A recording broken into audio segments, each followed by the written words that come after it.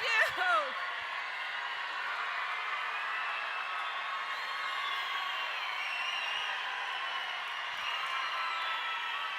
Thank you.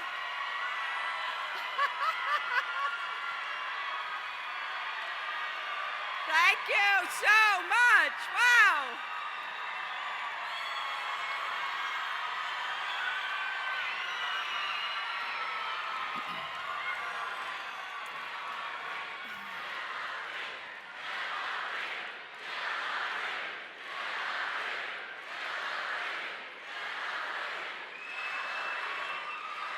Thank you so very, very much. Wow. I am so happy to be back here and to be here with all of you. I am thrilled, and I can't thank you enough. And it's a special privilege and pleasure to be introduced by my friend and such a great leader, someone who has served not only this state so well, but also our country. And so I want to thank, once again, I want to thank former Senator and former Secretary Ken Salazar.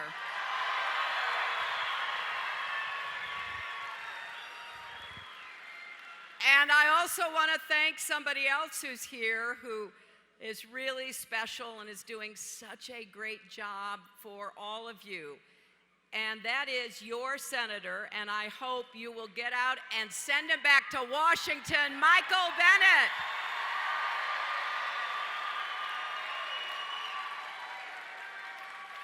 I also want to recognize someone who's running a great race for Congress, Gail Schwartz.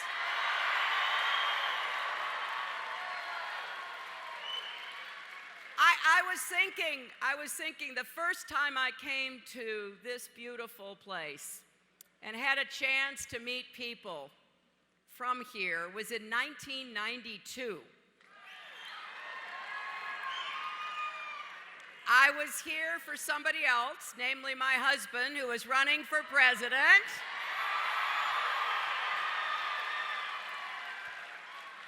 And I know there are a lot of really young people here, but was anybody here back in 1992?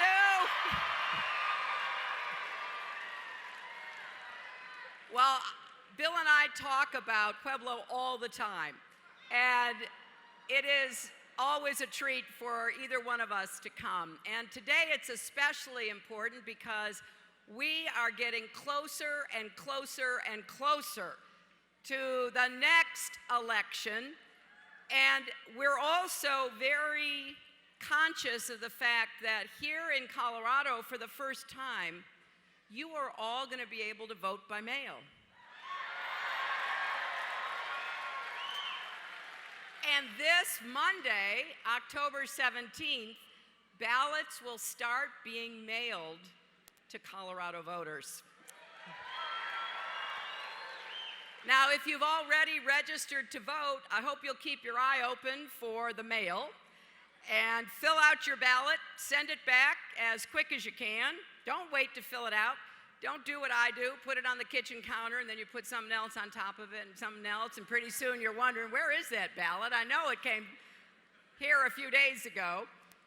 So please put it in the mail so we can get every early vote counted quickly and avoid a big backlog on election night.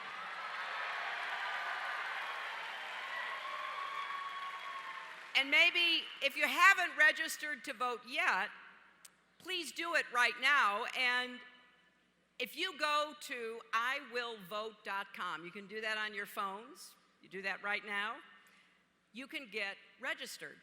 Pretty easy, huh? Because we need everybody to vote in this election, and we need your friends and your family and your neighbors and everyone you can reach, because this is about something so important. I don't know that there's ever been a more serious or consequential election, and we can see that people feel that way because across America, people are already voting in high numbers. A lot of states have what's called early vote, and the numbers are bigger than anybody thought and bigger than they've been in the past. Just this morning in Ohio, people began lining up last night so they could be sure to vote. They couldn't wait to cast their ballots. And by the time we're done, we expect record numbers of people to vote in this presidential election. So don't be left out, because we need you. And oh, by the way, if you've got friends in Utah or Arizona, make sure they vote too. We are competing everywhere, and the polls are tightening, because I think Americans want to turn out in as big a number as possible to reject the dark and divisive and hateful campaign that is being run by my opponent.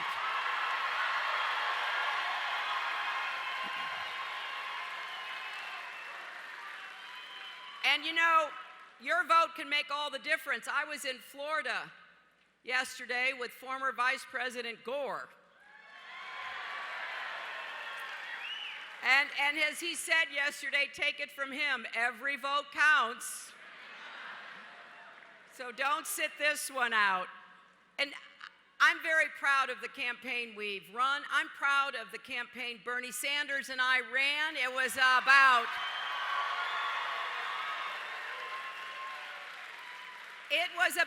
issues, not insults. We were setting forth a positive agenda that would help America and help millions and millions of Americans get ahead and stay ahead. And to me, that's what we're supposed to be doing. We're supposed to bring people together. We're supposed to unify our country. We're supposed to solve our problems by working together.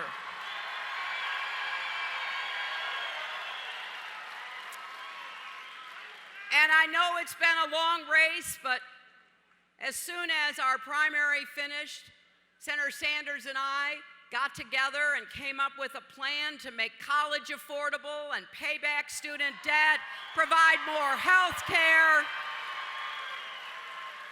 And we have done our best to stay out of all the meanness. You know, the other night, any of you see that last debate? Well, I was watching my opponent just go lower and lower and lower, and I was reminded of what my friend and our First Lady, Michelle Obama, says.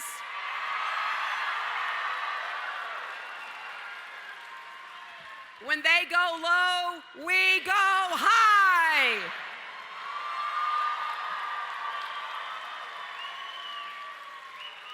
And I want you to know, I want to be the president for everyone. I am tired of all the divisions and the barriers. I want to bring people together across our party lines, across any lines that divide us, and not just people who vote for me. I want to be the president, yes, for Democrats, but also Republicans and independents.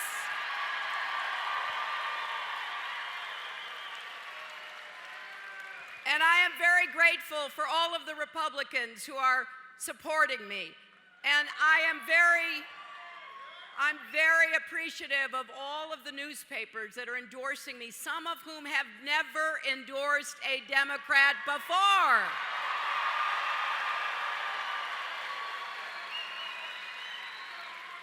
So we're going to keep running this campaign. I want to give you something to vote for, not just something to vote against.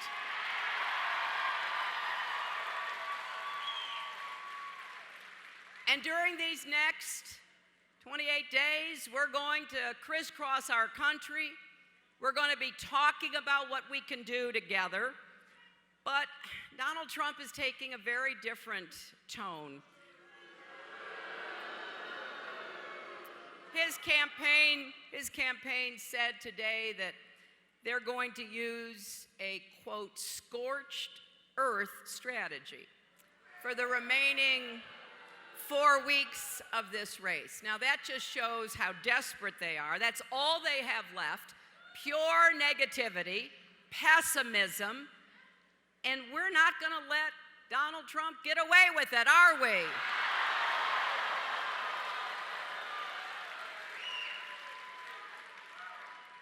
I don't care what he says about me. I care about what he says about you. And I'll tell you what, I will stand up and defend every single person in this country from the insults and the disrespect that we hear from him.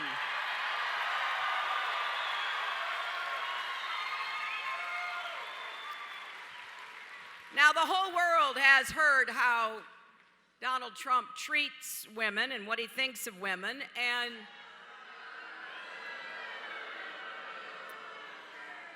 he is doubling down on his excuse that it's just, quote, locker room talk. Well, you know what happened? It just kind of happened spontaneously. A lot of athletes and coaches started posting on Twitter and Instagram and Facebook. I mean, the National Basketball Association, Major League Baseball, the NFL, and more, they are coming together and they're saying, that doesn't happen in our locker rooms.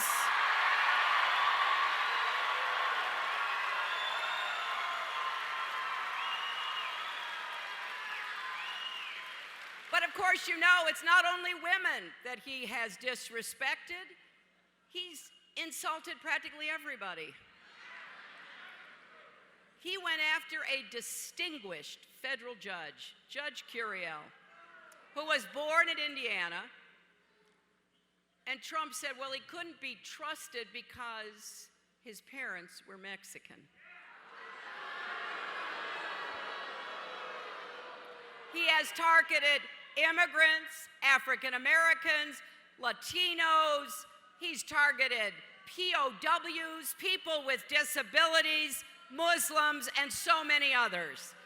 And every time he does that, I get somebody who is worried or scared, writing me a letter or talking to me, and especially children.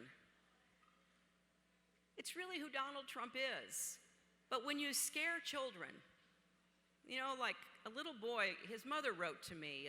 She had adopted him from Ethiopia when he was a toddler. There were a lot of children in Ethiopia that were no longer able to live with families. Their parents, their grandparents were not around. And a lot of Americans have adopted children in need like that. And this little boy named Felix is now 10 years old. He's only lived in the United States. And his mother wrote me, and she said, after hearing Donald Trump, he turned to her and he said, Mommy, will he send me back to Ethiopia? That's the kind of fear and anxiety that I hear from immigrant families who are scared to death, especially the children, that Donald Trump is going to put together a big deportation force and go door to door, school to school, business to business, home to home. And it is hard to explain to children. And so I hope that if you know any children who are listening and watching and hearing some of what is said, you will reassure them. I want every boy and girl to know the American dream is big enough for you, and there is a place in America for you.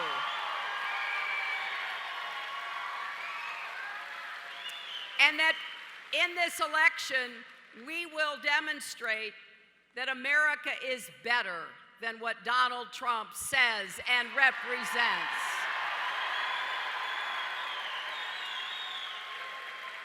But here's what I also want you to know. We have a big difference about how best to get the economy going. You know, Trump wants to give trillions and trillions in tax breaks to millionaires and billionaires. that's called trickle-down economics, but as with anything when it comes to Donald Trump, he wants to have the biggest tax breaks for the wealthy and corporations than we have ever had. So I believe differently. We're going to invest in the middle class. We're going to invest in you, in your jobs, in your future.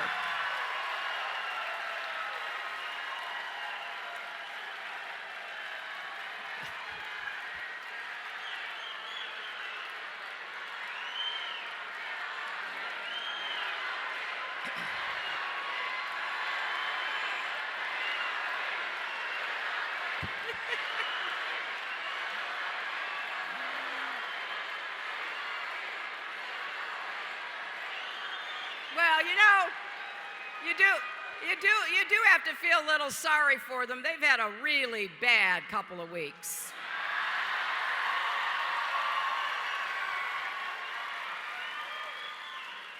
But part of the difference in how we see the economy, I think, comes from our experiences. Donald grew up the son of a millionaire. He got started in business by borrowing $14 million from his dad. So it's not a surprise he wants to keep giving back to the wealthy, because that's his own experience. I grew up differently. My father was a factory worker. My grandfather was a factory worker. My father was a small businessman. I know how hard they worked, and I am grateful for the middle class life that they gave us, and that's what I want to make sure everybody gets. That's why I believe we got to get the economy working for everybody, not just those at the top. And we're going to focus on those issues. We're going to make it possible to have more good jobs in infrastructure. We need to fix our roads, our bridges, our tunnels, our ports, and our airports. And we need to make sure that the rich pay their fair share, because here's what we've learned. Donald Trump hasn't paid a penny in federal income tax in years.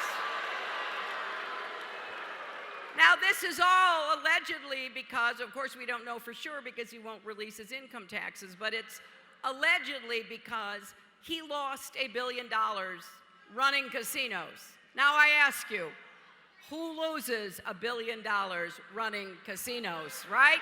Do you know how hard that is? But think about it.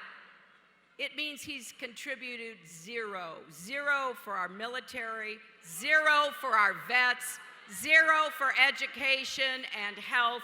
And he has the gall to go around disrespecting our military. He calls the United States military a disaster. Well, the only disaster is somebody who can get away with paying no taxes and have the gall to run for president and criticize all the rest of us who have done our part to support America. Now, you've all heard his slogan, "Make America Great Again," right? Well, that would have maybe some truth to it if he made anything in America. And if he bought things that are made in America. There are so many examples, but let me just give you one, which is close to your hearts, because Pueblo is one of the largest steel producing cities in America, right? So you know how important it is to support our steel workers and our steel industry.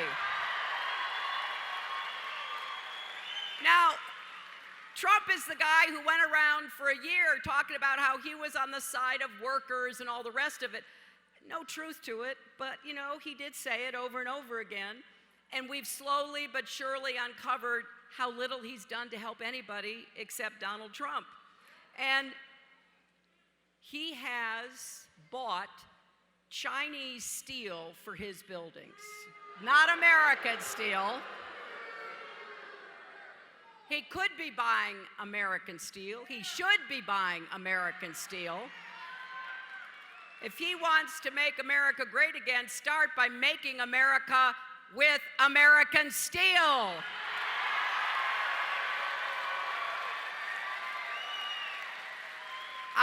very different idea, and in addition to jobs and infrastructure, which uses American steel, we're going to do more on advanced manufacturing, on technology and innovation, on clean energy jobs. And we're going to make the economy fairer at the same time. And here's what I want the young people and their families to hear. Senator Sanders and I got together on a plan. We are going to make public college tuition free for working families and debt-free for everyone else.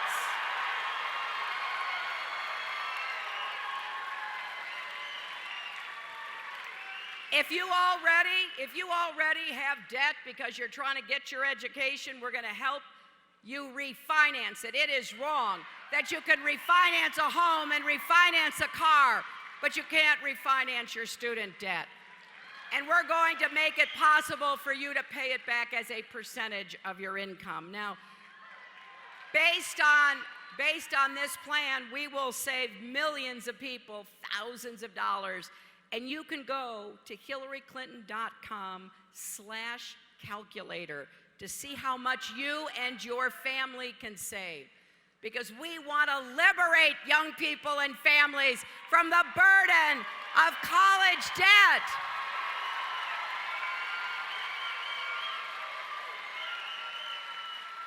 And we're also going to make the economy fairer by raising the national minimum wage so people who work full-time won't be in poverty. And we're going to expand Social Security for those who need it the most, low-income seniors and widowed women. And we are going to pass comprehensive immigration reform.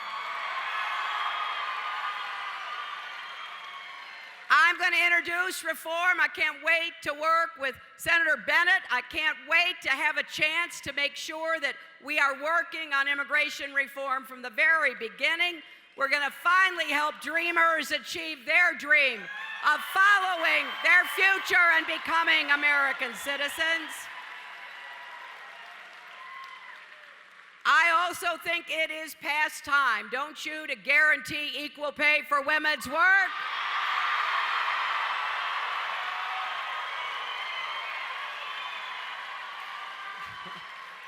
You know, I started talking about equal pay years and years and years ago because it's not only a woman's issue, it's a family issue. If you have a wife or a daughter or a mother or a sister, it's your issue, right? You know that.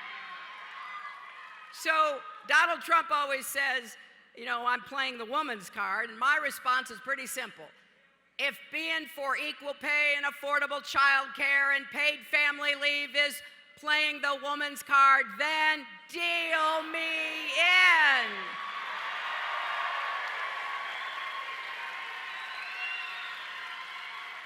You see, I am very excited. I am very excited about what we could do. You know, I give President Obama a lot of credit. He inherited the worst financial crisis since the Great Depression. I mean, I remember, because he called and asked me to come see him shortly after the election. I didn't know why he wanted me to be Secretary of State, but I didn't know that. But I got there. The first thing he says, it is so much worse than they told us. And it was. I mean, you remember, it was terrible. Millions of people lost their jobs and homes were lost, and it was just a horrible time. Well, we have dug ourselves out of that ditch thanks to everybody's hard work. And we can't ever go back there because, believe me, trickle-down economics and refusing to regulate Wall Street and the mortgage market is what got us into that mess in the first place. And Donald Trump wants to get rid of the new rules on Wall Street. He wants to get rid of the Consumer Financial Protection Bureau, which returns money to people who've been defrauded by big companies. Well, I have a totally different view. We're going to keep those.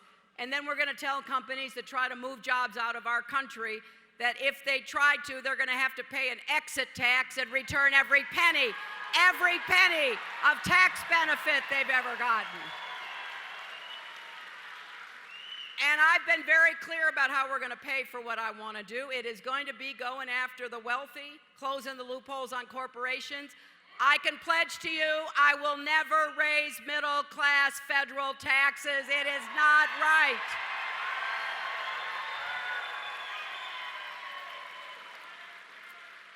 And what I've been trying to do, listening to people around the country, is figure out what we can do to help you with what I call kitchen table issues. And we thank you very much. What, right now, thank you.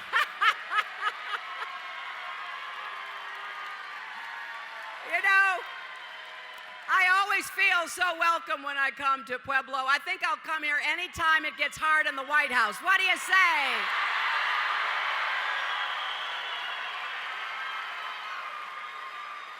Finally, I want to tell you that I want to make it easier for you to raise your kids. You know, there's nothing more important. I'm now a grandmother of two wonderful grandchildren, a little girl and a little boy, and there are too many hardworking families struggling with the cost of raising children. So right now, most families with kids get something called the child tax credit. It gives a middle-class family $1,000 per child to help you defray the costs. I'm going to double the child tax credit.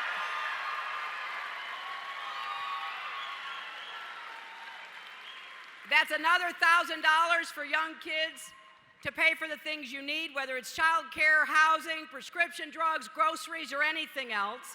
It is just one example of the tax relief I want to give to working families, and we're going to make sure that it gets to the people who need it most.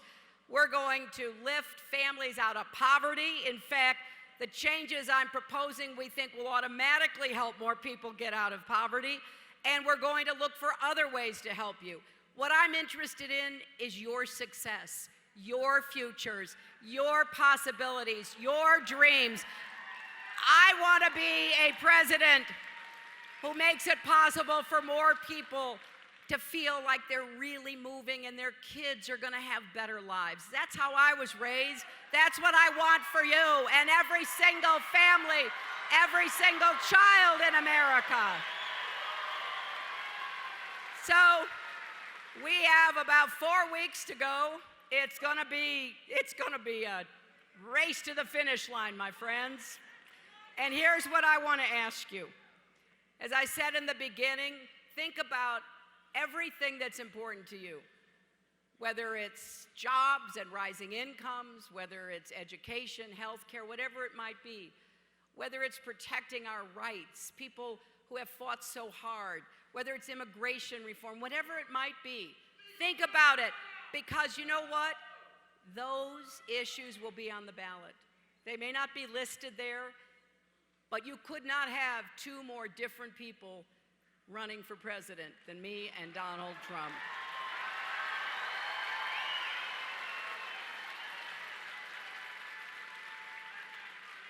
And I know that if people turn out, I know if people show up, we're going to win and we're going to be able to do everything I've talked about.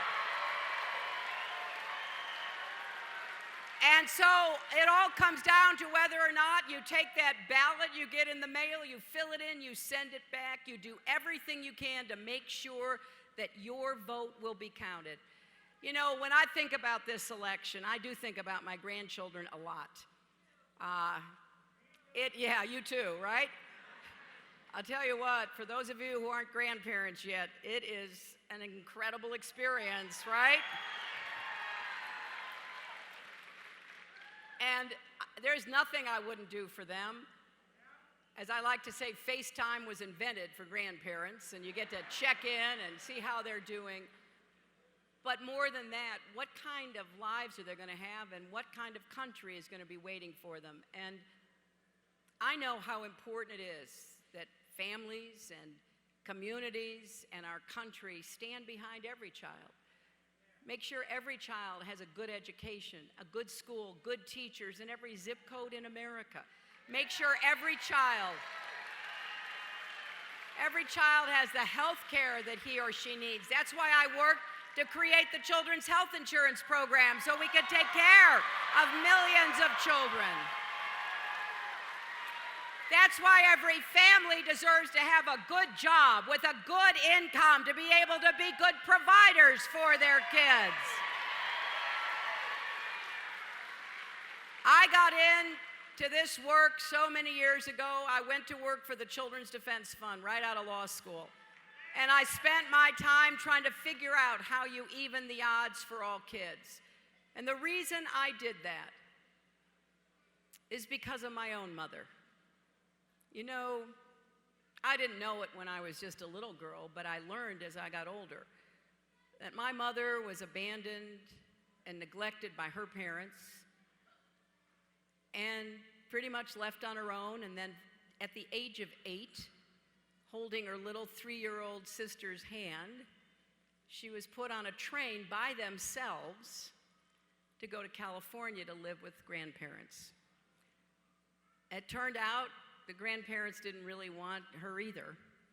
So by the age of 14, she was working in a house as a maid and a babysitter. But here's what I want you to know. It sounds pretty harsh. It was difficult. It made a profound impression on her life. I think my mom, who lived to a wonderful age of 92, I don't think there was a day that went by that she didn't think about being abandoned and being sent away and pretty much left on her own. But along the way, people were kind to her. People helped her. The first grade teacher who brought lunch for her every day because my mother never had any. The woman whose house she went to work in all those years ago knew my mother wanted to go to high school.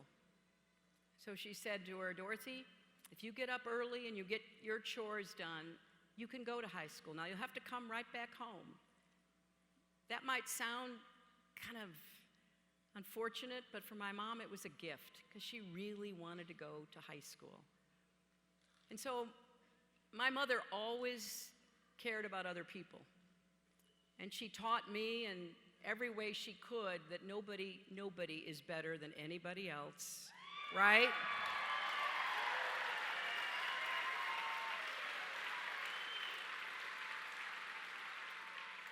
And we need to show each other more kindness and support.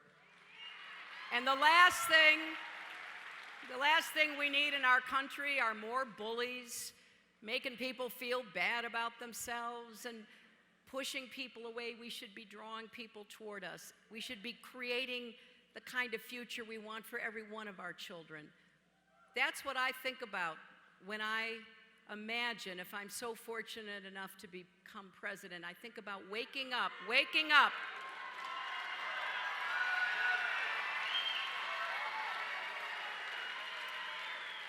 I think about waking up in the White House every morning trying to figure out what can I do to help somebody else? And who can I work with? How many families and communities across America will work with us to come up with ideas that give every single child the chance to live up to his or her God-given potential? That's what I think we are called to do. Whether you're a person of faith or not, the American dream is really premised on people coming together to lift each other up. Nobody makes it alone. Everybody has somebody who helps them along the way. So let's pull together, Pueblo. Let's get out and vote for the kind of positive future we want for ourselves and our children. God bless you. Thank